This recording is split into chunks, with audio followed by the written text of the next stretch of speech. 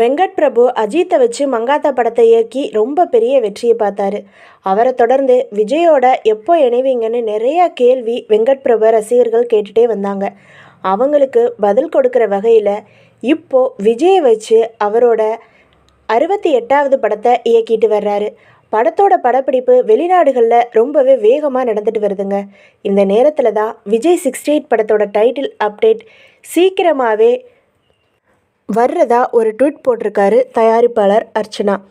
Pass என்ற டைட்டிலில் செய்தி வைரலாக அந்த பெயர் கண்டிப்பாக கிடையாதுன்னு ட்வீட் செஞ்சு வதந்திகளுக்கு முற்றுப்புள்ளி வச்சுருக்காருங்க தயாரிப்பாளர். இந்த நிலையில் ஒரு புதிய தகவல் ஒன்று வலம் வந்துக்கிட்டு இருக்கு. அதாவது இந்த படத்தில் காமெடியனாக கஞ்சா கருப்பு இணைஞ்சிருக்கிறதாவும் சொல்லப்படுதுங்க.